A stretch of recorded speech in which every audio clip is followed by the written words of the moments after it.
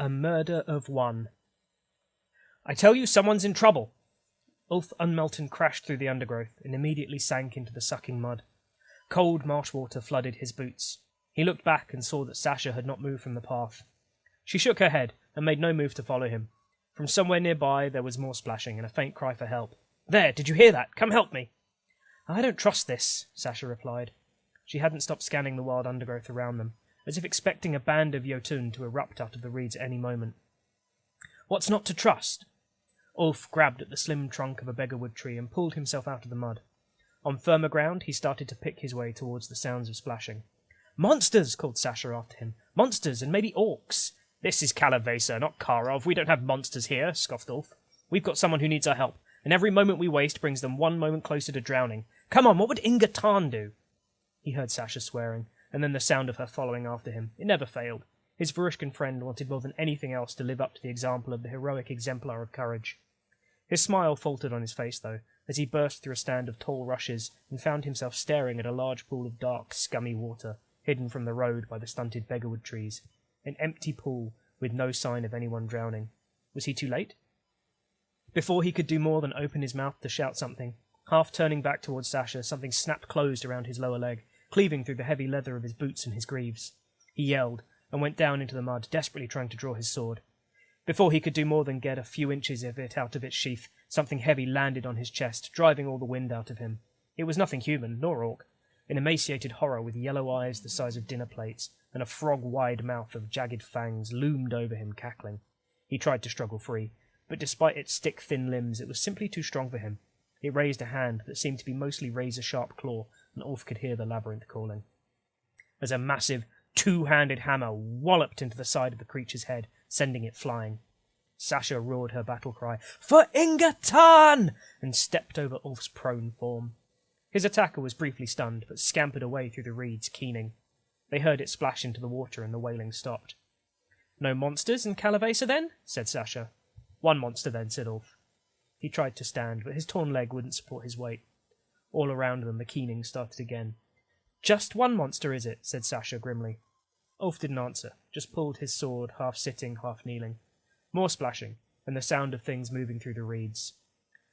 At least 4 or 5 different voices, all calling out in echo of the ones Sasha had battered. "You should run, Sasha," said Ulf.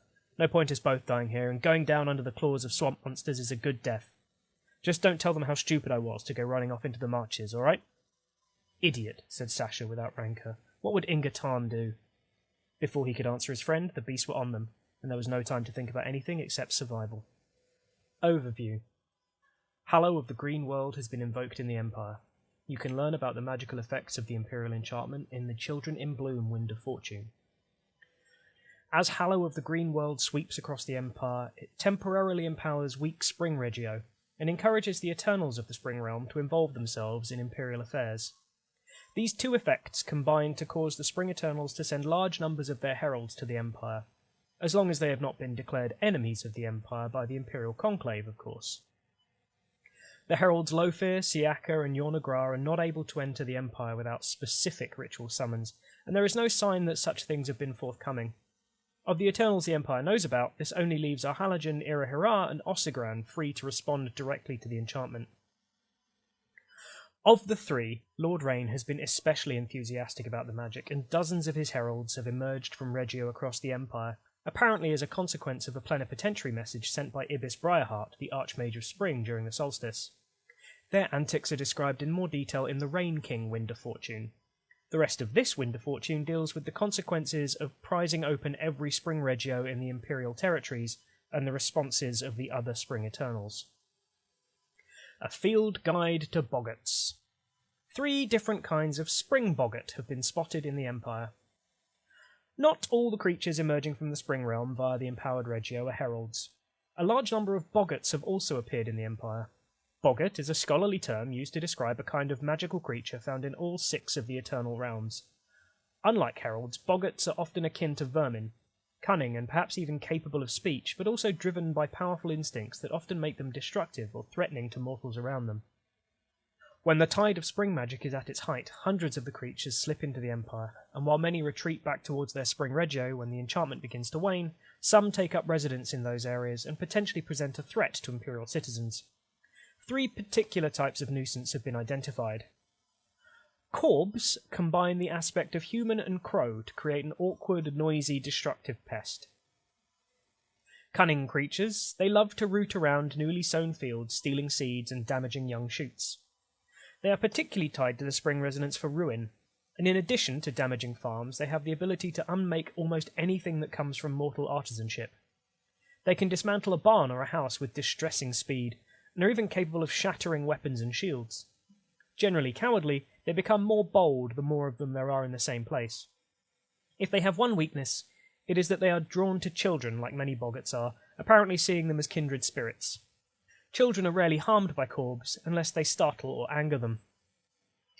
The second breed that seem to be sneaking into the Empire are also like children, but for very different reasons. The green teeth resonate with the principle of savagery.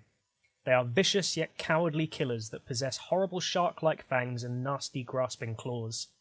They make their homes in slow-moving or stagnant water, and are loath to stray too far from their lairs. They hunt underwater and in the open air with equal facility, lurking beneath the surface and ambushing unsuspecting victims. They have a particular facility with mimicking the cries of people or animals in trouble, and by the time a would-be rescuer realises there's nobody to save, it is too late. Prey is stalked, incapacitated, and quickly devoured. Like most boggarts, they're drawn to young people and animals, but in this case it is because they find their soft, sweet meat particularly toothsome.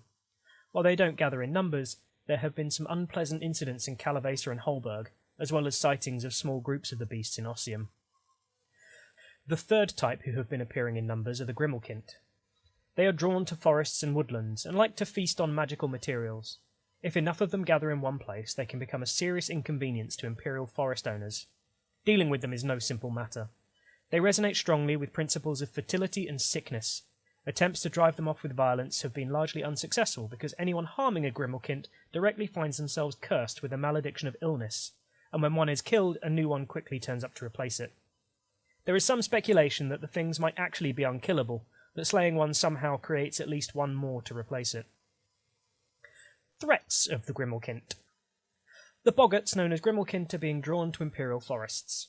If a way is not found to deal with them, every forest in the Empire will receive a 2-rank penalty to its production in the coming season. The Grimalkint have been seen in the Empire before, but never in such numbers. From Varushka to Urizen, from Segura to Semasuak, swarms of the little blighters are drawn to Imperial forest reserves. They're already becoming a nuisance, and if some solution to their appearance is not found, then they will create enough disruption that every forest touched by Hallow of the Green World will see a 2-rank penalty to production after the spring equinox. As the last of the spring magic ebbs away, most will depart, meaning the problem should have solved itself by the start of the summer solstice, unless something else happens to persuade them to stay. Oddly, some Grimalkint have been spotted moving towards Anvil, despite the lack of nearby forest. They seem to be drawn along the Trods, or perhaps attracted by the Imperial Regio. Professor Beatrice of Holberg, a self-professed expert on boggart behaviour, has been studying the situation as best she can, and proposes a solution. If the boggarts in Anvil can be rounded up and herded back through the portal at the rear of the Hall of Worlds, this may incite the creatures to en masse return from whence they came, or at least prove to people that something can be done. The professor further speculates that it might be possible for the boggarts to be taught to coexist with the forest owners, and perhaps even enhance their production, but she has not had time for sufficient research to propose how this might be achieved. Spring creatures are rarely punctual by nature, but the majority of the wandering Grimalkint are on course to arrive in Anvil sometime around sunset on Saturday evening, by which time hopefully someone will have worked out how to deal with them. Participation. Anyone with the forest resource may roleplay that they have had encounters with these nuisances, and may receive more information in their packs. The Other Eternals. Our Halogen proposes that the Navarre continue to slaughter the Jotun in the west. Siaka has offered a truce with Imperial magicians. Hallow of the Green World always rouses the interest of the Spring Eternals. Though half of the Eternals of Spring have been declared as enemies of the Empire, there are still 3 who have been able to take advantage of these things. Lord Rain has provided multiple opportunities to the Empire, as detailed in the Rain King Wind of Fortune. The other Eternals, however, have been much quieter in their response to the Imperial enchantment. If Irahira is taking advantage of the enchantment, the Prince with 1,000 foes is doing so out of sight of Imperial citizens. That leaves our Halogen, and by contrast with Irahira, the Spider King is enthusiastically reaching out to their friends among the Navarre. Our Halogen. Our halogen encourages the Navarre to kill their enemies without regard for the straitjacket of morality. The Scorpion Queen is a somewhat problematic ally given their open patronage of the Druge Orcs. Of all Imperial citizens, they are mostly drawn to the Navarre, and especially their armies. Heralds of our halogen are often seen accompanying the quiet steppe, emerging from the spring regio as the Navarre thorns pass by or following in their wake. Our halogen seems especially keen to encourage the Navarre to slaughter the Jotun in the Western Empire. In autumn 381 YE, the Wintermark Assembly sent Aaron Curling to urge the warriors of their nation to fight heroically and show the Jotun that they have some idea of honour. The very idea of this makes our halogen gnash their mandibles. Why would anyone want to let a living enemy escape to fight another day? It's incomprehensible, especially given the fact that the Jotun Orcs clearly despise the Navarre and rarely pass up an opportunity to murder them and despoil the fallen. Why would the Navarre tolerate such behaviour? Our halogen has a suggestion. If it was up to the Eternal, they'd just ask the generals of the Navarre to invoke the Centipede General and send heralds to fight alongside them. That would resolve the immediate problem of too many living Jotun, but only in the short term. Rather, the Spider King suggests that the Navarre use the same weapon the Winterfolk has used, one the Eternal doesn't necessarily understand, the Synod. Following on from the recent orders of the Navarre generals, the Navarre National Assembly may enact the following mandate. You cannot betray your enemies, and there is no doubt the Jotun are the enemies of the Navarre and of the Empire. We send named priest with 25 Lao to urge our thorns to show no mercy to the orcs of Narkist, Calci, and Lassambria, as they show no mercy to us. Synod mandate, Navarre National Assembly. If this mandate is enacted, then for the next year, until the start of the spring equinox 386 YE, any Navarre army that fights the Jotun will inflict 10% more casualties, but contribute 20% fewer victory points for purposes of holding or taking territory. The fact that they are going out of their way to kill the Jotun will be apparent to every other force in the territory whenever they fight the Western Orcs.